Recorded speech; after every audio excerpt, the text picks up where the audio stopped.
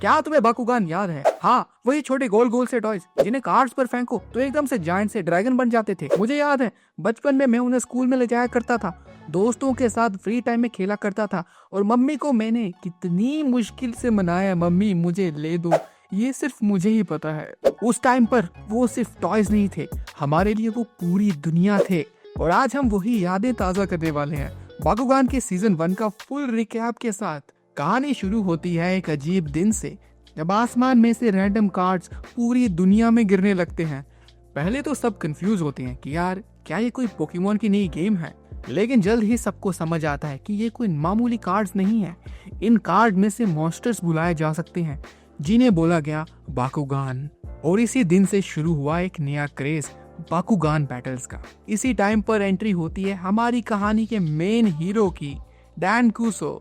हमारा main hero काफी over energetic लड़का है, बिल्कुल मेरी तरह, जिसको जीतना ही सब कुछ लगता है। उसकी जिंदगी तब पलट जाती है जब उसे मिलता है उसका गार्डियन बाकुगान, एक पावरफुल रेड ड्रैगन जिसका नाम है ड्रैगो। शुरुआत में तो डैनी से गेम की तरह खेलता है, पर ड्रैगो बार बार उसे समझाता है कि ये कोई गेम नहीं है बल्कि ये एक असली जंग है जिसमें हारने का मतलब है अपने बाकुगान को हमेशा के लिए खो देना। डैन और ड्रैगो का बॉन्ड हमेशा इजी नहीं होता, दोनों के बीच हमेशा लड़ाई झगड़े होते हैं जैसे मियाँ बीवी के बीच होते ना। इन्हीं लड़ाई झगड़ों से उन दोनों का बॉन्ड और भी ज्यादा स्ट्रॉन्ग होता है। जैसे जैसे कहानी में और प्लेयर साथ आते हैं उनकी एक टीम बनने लगती है जिसका नाम रखा जाता है बैटल ब्रॉलर्स।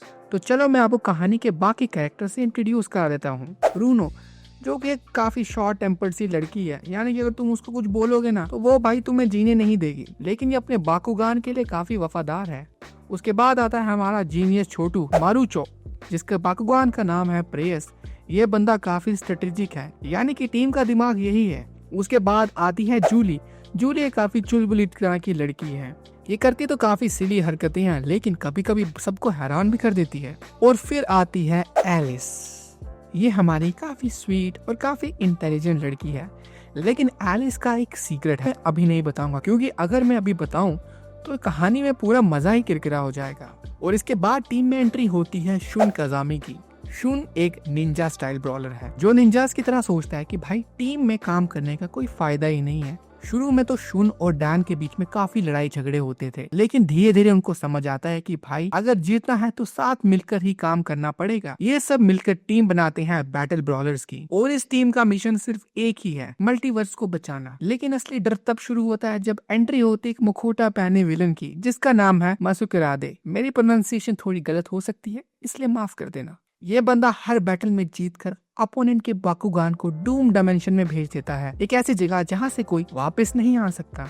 मतलब अगर ये बंदा आपको हरा दे तो आपका Bakugan bye bye tata forever, bye bye tata goodbye गया। मासुकुरादे की वजह से हर बाकुगान प्लेयर डरने लगता है। डैन और उसकी टीम डिसाइड करते हैं कि वो उसको चैलेंज करेंगे। जैसे जैसे एपिसोड बढ़ता है बैटल्स भी उतनी इंटेंस होने लगती हैं। कभी डैन की ओवर कॉन्फिडेंस उसे नीचे गिरा देती है, कभी शुन का अकेला वाला एटीट्यूड उसे वीक बना देता है। हार जीत कर एक चीज क्लियर हो जाती है कि मासुकुरादे की पावर सिर्फ उसका कोई स्किल नहीं है बल्कि उसके पीछे कोई राज छुपा है। स्टोरी और गहराई में जाती है जब ड्रैगो अपने फ्रेंड्स को विस्टोरिया के बारे में बताता है। विस्टोरिया एक पैरेलल डायमेंशन है जहां से सारे बाकुगान आते हैं, लेकिन उसका बैलेंस बिगड़ चुका है। इविल बाकुगान नागा इन्फिनिटी कोर चुराने की कोशिश कर रहा है। अगर नागा इस मिशन में सफल हो जाएगा तो ना सिर्फ विस्टोरिया बल्कि पूरी दुनिया को कंट्रोल में कर सकता है। अब बात सिर्फ नॉर्मल कार्ड गेम की नहीं है बल्कि ये पूरी दुनिया की है। और फिर आता है सीजन का सबसे बड़ा ट्विस्ट। एक दिन शॉकिंगली रिवील होता है कि मासुकुरादे एक्चुअली और कोई नहीं बल्कि एलिस ही है। ये मोमेंट सबको बौखला कर रख देता है। एलिस खुद भी ये सुनकर गिल्ट में चली जाती है, उसको खुद ही नहीं पता कि वो नागा है। असल में होता क्या है कि नागा की डार्क एनर्जी ने एलिस के अंदर एक ऑल्टर ईगो क्रिएट कर दिया जो मासुकुरादे बन के सबके सामने बाहर आ रहा था। टीम के लिए ये धोखे से बढ़कर नहीं था, लेकिन धीरे धीरे उन सबको समझ आता है कि ये एलिस नहीं थी, वो कभी भी उनका बुरा नहीं चाहती थी। वो खुद मासुकुरादे से लड़ना चाहती है और अपने गिल्ड को खत्म करना चाहती है। लेकिन सबसे बड़ा टेस्ट तब आता है जब ब्रॉलर्स डूम डायमेंशन भेज दिए जाते हैं। ये एक काफी भयानक जगह है जहाँ हर वो बाकुगान फंसा होता है है जो मुस्कुराते से हार चुका होता है। रूनो अपने गुस्से को फेस करती है। शुन अपने अकेलेपन और अपनी मॉम के दुख को हैंडल करता है। जूली अपनी इनसिक्योरिटीज एक्सेप्ट करती है और मारुचो समझता है कि सिर्फ दिमाग के साथ दिल भी इम्पोर्टेंट है। डैन और ड्रैगो को भी एक अल्टीमेट टेस्ट फेस करना पड़ता है। डूम डायमेंशन में अपना बिगेस्ट फेयर को हराकर ड्रैगो एक नया एवोल्यूशन अचीव करता है और वो और भी ज्यादा पावरफुल हो जाता है। इसके बाद एलिस फाइनली अपनी डार्क साइड से लड़ती है। मस्कुरादे उसके अंदर से अलग हो जाता है और खत्म हो जाता है।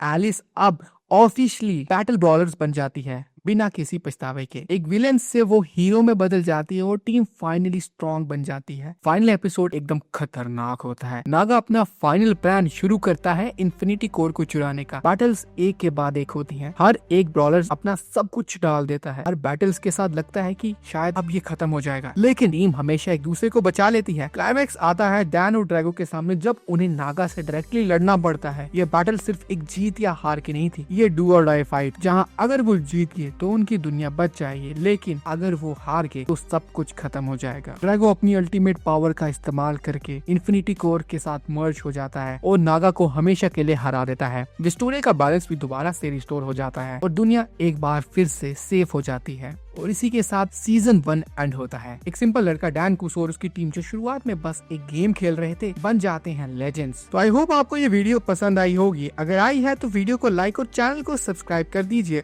और कमेंट में ये जरूर बताना कि क्या आपने कभी बाकुगान खेला है, क्योंकि मैं तो बहुत सारा बाकुगान खेला है। आपका फेवरेट बाकुगान कौन सा है ये भी कमेंट में जरूर बताना। धन्यवाद।